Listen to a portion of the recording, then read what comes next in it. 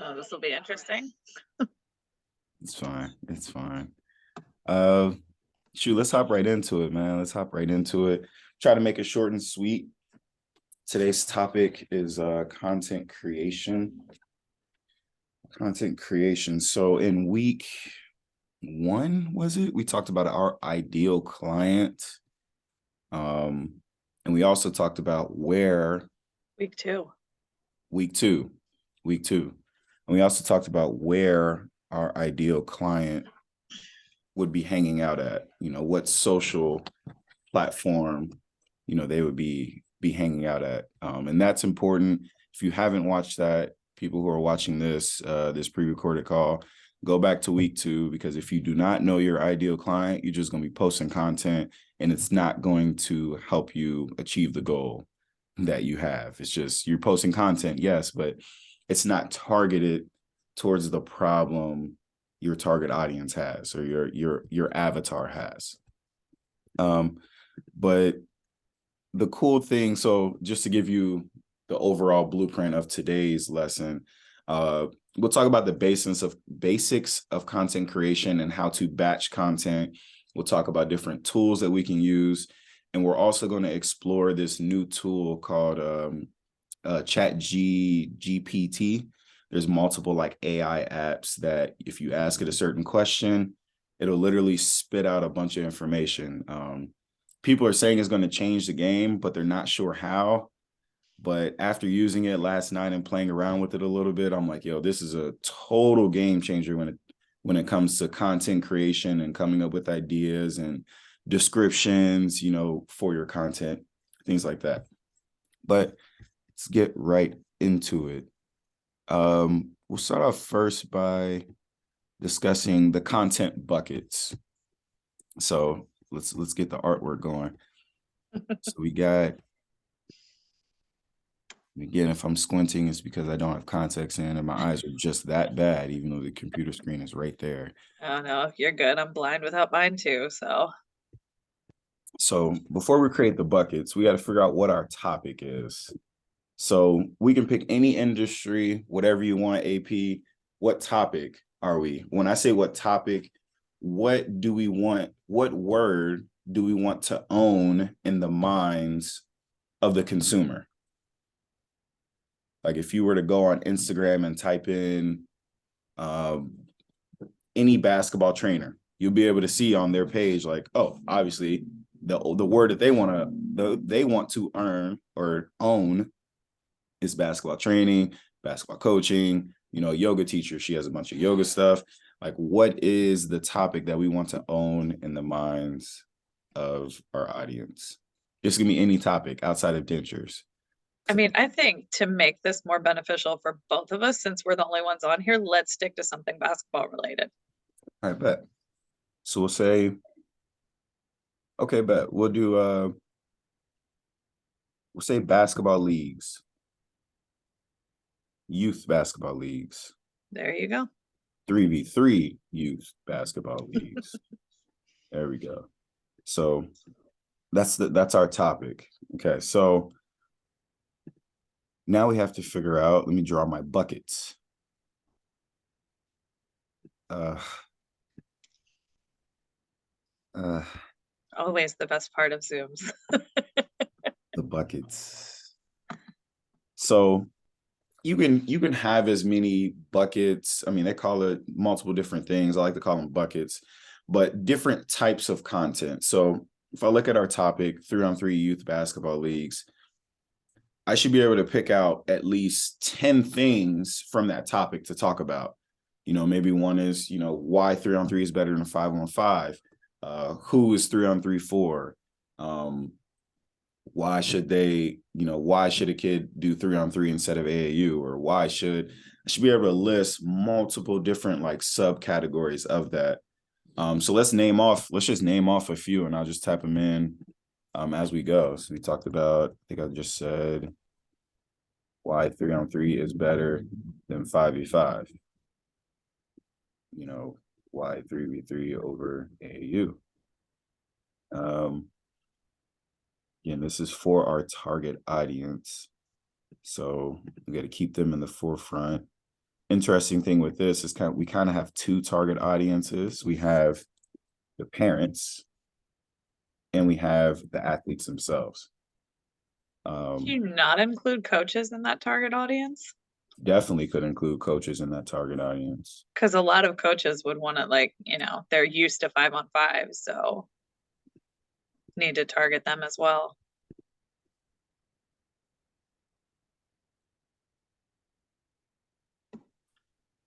All right. And that's dope. That's dope. And that's cool that we're doing something a little bit more complicated and something like cookie cutter, like a product. Like this service, it's targeted towards multiple demographics of people. So even just looking at our target audience, what platforms are parents usually on? What age group are our parents?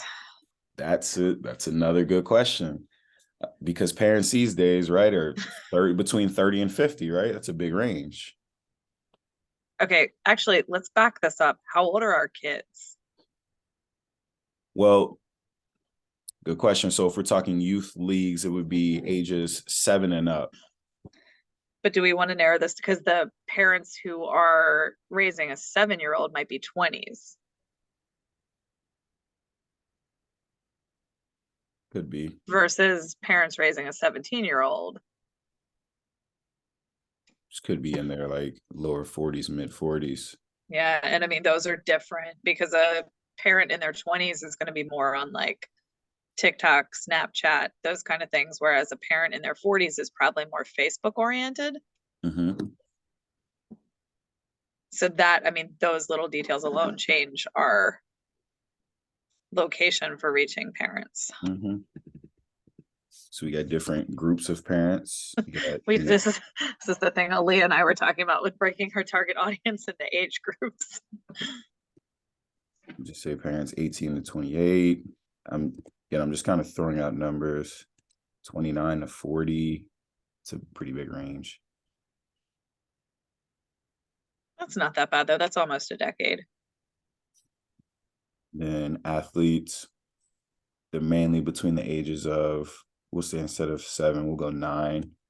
Athletes between the age of 9 and 18, 17. Coaches, same thing as parents. They ages range, Yeah. right? So you could have, you could have 18 to 26. You could have 27 to 35. 35. Yeah. You got 36 to what, 45? Then I'd go with 50. 36 to 50, Yeah. and then 50 and up.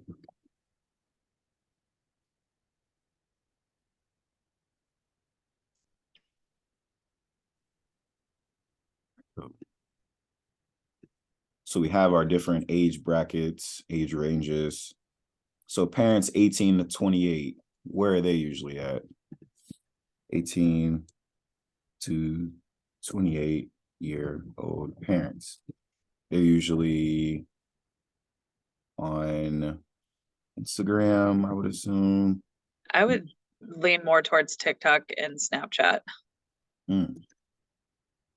because I feel like Instagram is becoming more like Facebook where it's hit the older crowd more. For Yeah, we niche communities, yeah, but your 18-year-olds they might have an Instagram profile, but they're not posting much, if at all. that part. It's very true. 18, 20. Granted, I'm hoping none of our 9-year-old kids have an 18-year-old parents. And if they do, more power to them. Be honest. 29 to 40. Now we're shifting into like Instagram and a Instagram, little bit of the other two, but definitely more Instagram active. Instagram, Facebook-ish. And then I guess we can do 40 and up because we're definitely gonna have parents 40 and up. That's for sure. Facebook, Instagram. You've got a select few who will venture into Snap and TikTok, but yeah. So I that's don't know how just, they're kind of like that group is like the younger kids with Instagram. They may be on it, but it's more to watch other people or their kids mhm. than it is to post. Yeah, and this is the, I gotta send that clip over to myself. I was watching a presentation about Gary Vaynerchuk, and he was talking about, this was 2022 in the fall. He was having like a summit. He was talking about how the way that people are spending money when it comes to advertising is different. There's no longer, big media where we're spending these ads on commercials and things like that. People are choosing influencers and people are choosing to Mhm. market to social media. But he says, and I really identify with it, he was saying we have to play the long-term game as far as Mhm. owning a word in the mind of the consumer and then continuously putting out content for that consumer and tracking the content to see how it's doing, because these target audience is very important. Because if we're posting, let's just keep our parents just for the sake of time, um, keep it easy. But if we're targeting, 7-year-old kids or 10-year-old kids, right? They're going to fall into a certain demographic of as far as the age of the parents. That's going to determine what what platform we're posting on, but also what Mhm. type of content. And that type of content is where we get into these silos, these buckets of content.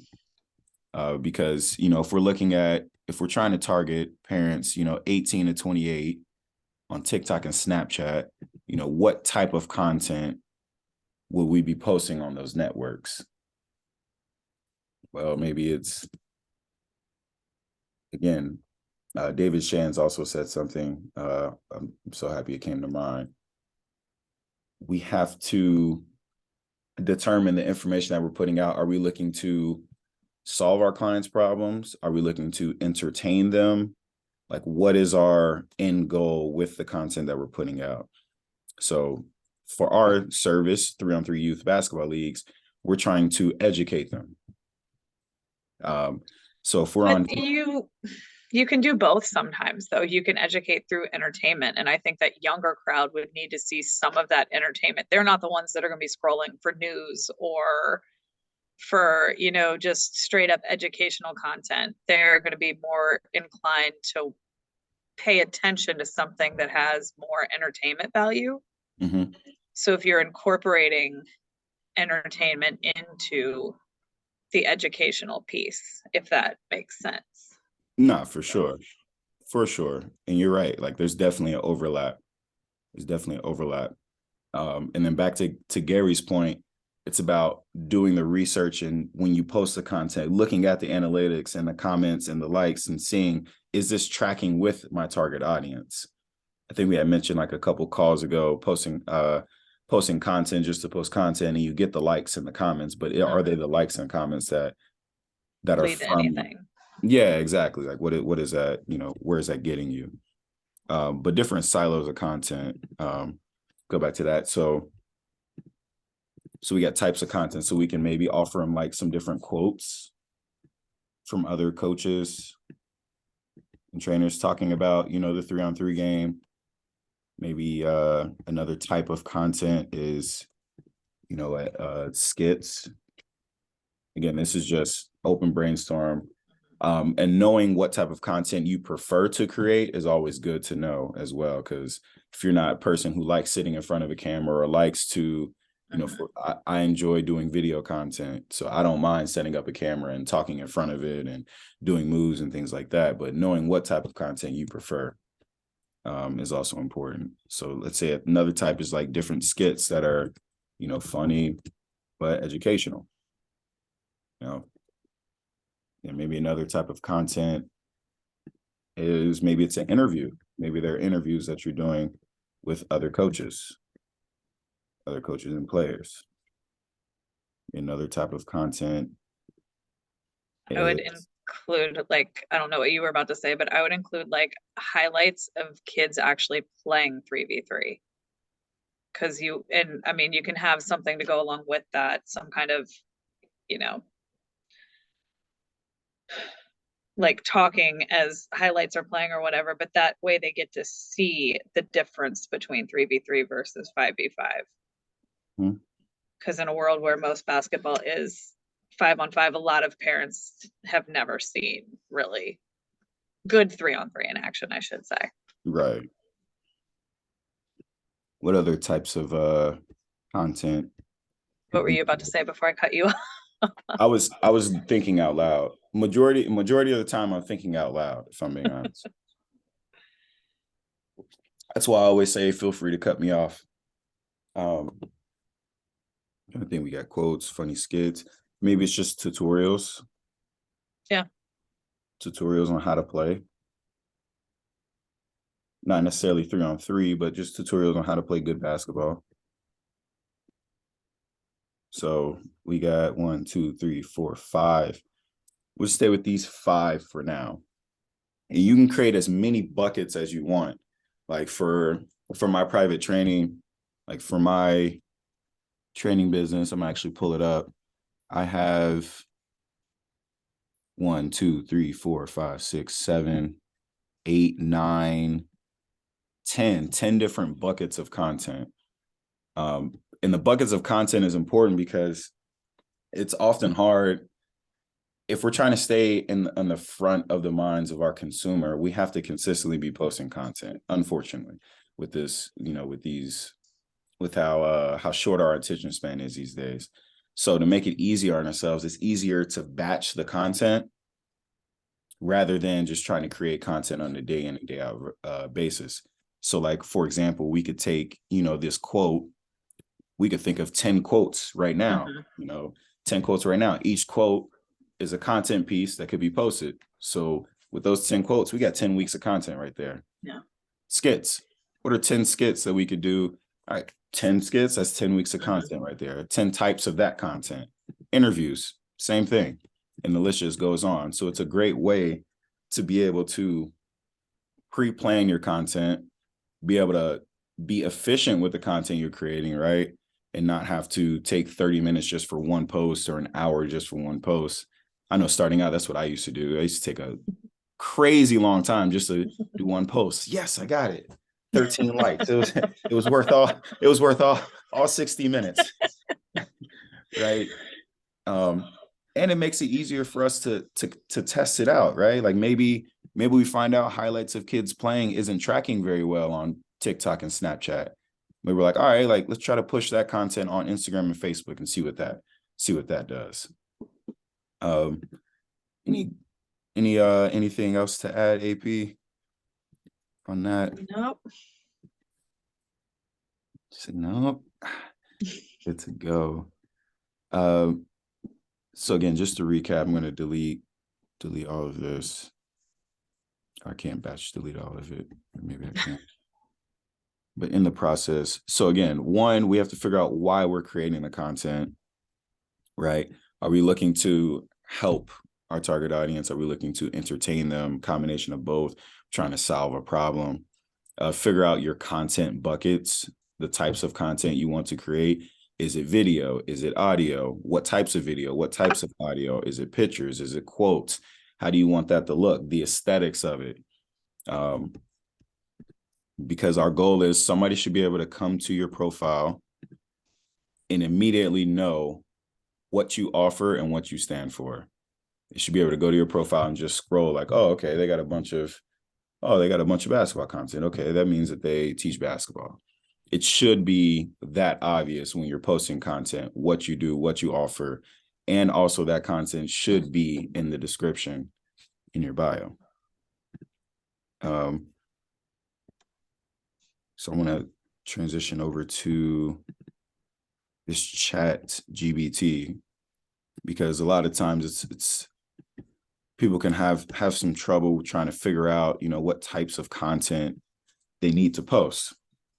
So we could say this tool, okay, let me slow myself down.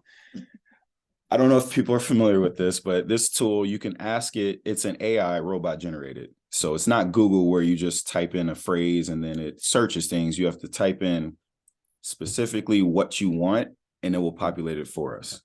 So I want a blog post highlighting the benefits of 3v3 basketball over 515 in a tone that conveys authority in the topic, on the topic.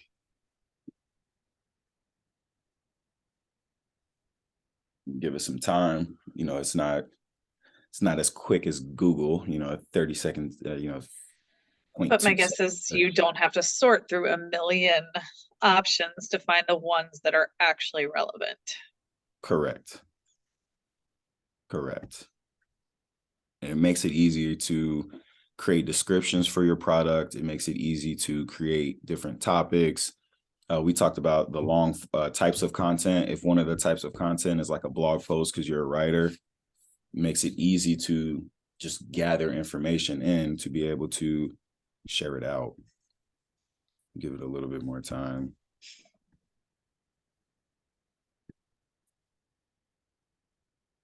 It does take about a minute or so.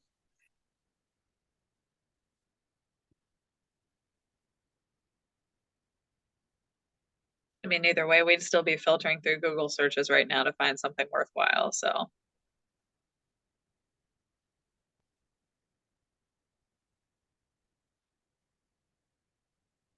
Scheduling tools.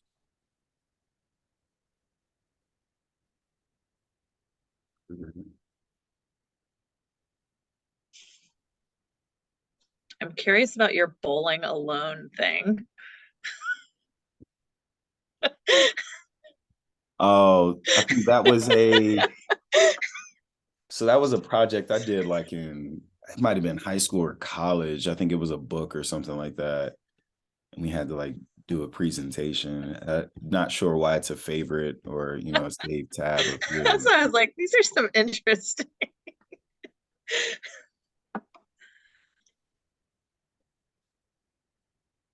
We're still searching.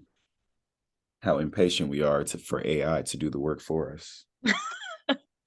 I mean, it gives me time to analyze your bowling alone.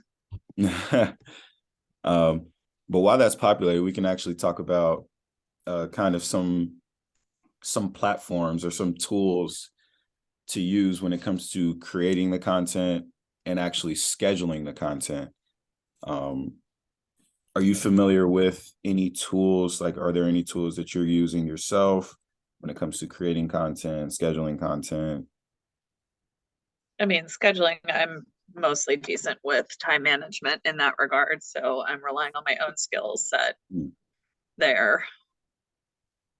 But, and I mean, obviously, just the tools through the app. Like with our Facebook group, it's really easy. You set the post when you know you want it and just schedule the time. And Hmm. so when it comes up, but I mean, anything outside of that, I'm not really using too much.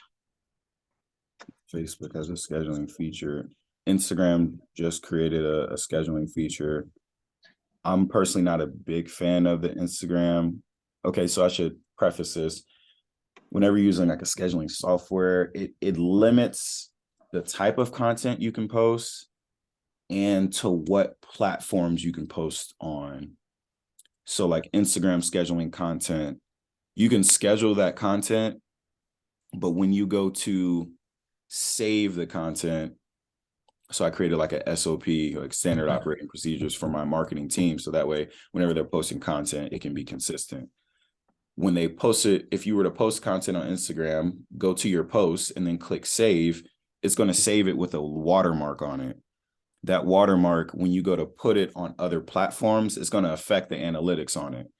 So you could have a post that does really well on Instagram, but because it has that watermark, when you go to put it on YouTube or Twitter or Facebook, it's going to affect that. So that's one of the reasons I'm not a big fan of the Instagram scheduling tool. Is But it through Instagram or is it like an independent thing that schedules for Instagram? it's actually through Instagram. Oh, okay. So yeah, I might have to try to log in on my phone and then share my screen like that. And ChatGPT is still going. You asked it something very complex. I did, very specific, right? And that's what's dope about the tool, honestly. Like I was messing around with it last night and I was asking it some like what I thought were deep questions.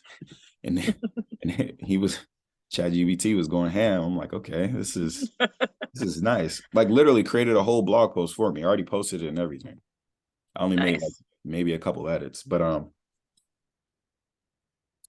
lost my track of thought. We were talking about scheduling content, some tools that I use. I'm gonna hop on Zoom on my phone and then share my screen. But Hootsuite. Not sure which one it is. I think it's sweet. Hootsuite. That's a good scheduling tool because you can hit all the major platforms: Instagram, Facebook, TikTok, LinkedIn, Pinterest. Similar, it limits you just a little bit because the content that you can post, you can't upload videos bigger than like 10 megabytes, which AKA you can't post videos because what video is lower, smaller than, That's tiny. right. Another scheduling app for videos is Buffer. That's an app that I used to use. It allows you to like create even like a calendar view where you can see like a weekly dashboard view of like what's scheduled. With the free feature, it still allows you to schedule content. It doesn't automatically post it for you, but it at least stores it in a way where like how it'll work is you can set a reminder like, hey, let's say I wanted to schedule a post at 9:45. I would just put it, hey, I want to schedule this post at 9:45. It'll alert my phone at 9:45 telling me to post it. So it doesn't quite automate it for you, but at least it like Is the post ready to go, or do you still have to create the post? the post is ready to go. Okay, all right. So that's it. Because I was trying to figure out the difference. Like, what's the difference between setting a reminder on your phone, but if the post is ready? Yeah. Like literally Although, all you have to do is like copy and paste the description. The video content or picture content's already there. But again, although limit. with some of that, like with Instagram, you can save drafts. Would it be more efficient to simply save the draft and set a reminder on your phone? Because then there's no copying and pasting. So you could do that. The problem that you would run into is that if you save it as a draft, it takes up space on your phone. So if you have a video that's edited and has like 200 megabytes or whatever, and let's say you make 10 drafts, now that's like 2 gigabytes of space on your phone. And when you go to post it, the quality of the content drops, like the actual like pixel quality. It's weird how it happens, but like you can upload a quality in like 1080p, but by the time you actually take it out of the draft and then go to post it, sometimes the quality diminishes, and sometimes that description that you wrote might disappear. So it's like one of the kinks when it comes to like finding like a scheduling tool that works for you. It's literally just trial and error, different strokes for different folks, right?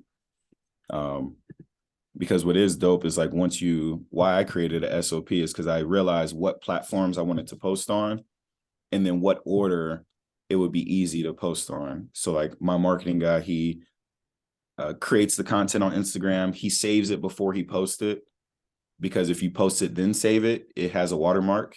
If you save it, then post it, no watermark. And it keeps the sound. So if you like, you know how you can put the text on the screen and it has like the voice in the back, whatever, it keeps the sound on that. Which makes it easier than to just take that same content, put it on TikTok, put it on all those other platforms, because it's vertical content as opposed to the landscape. So we talked about Hootsuite, Facebook scheduling feature. Instagram has a scheduling feature. Buffer is another one where you can put your description, your hashtags, and it'll automatically copy it for you. You just have to open the app and post it. They do have a paid feature where it'll post it for you automatically. A platform that I've been using quite a bit is Go High Level.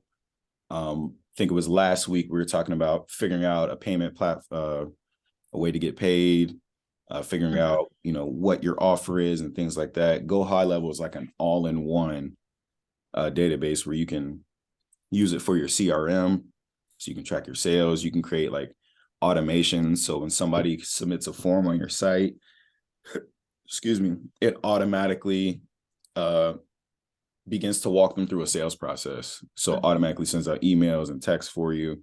And even scheduling social media content, it can do that, which is dope. Can do video, but can do like pictures and different quotes and things like that.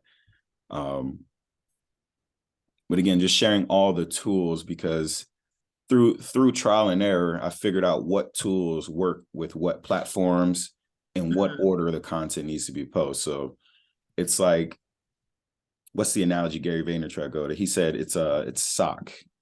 I'm gonna actually send this video to myself and then share it on the screen.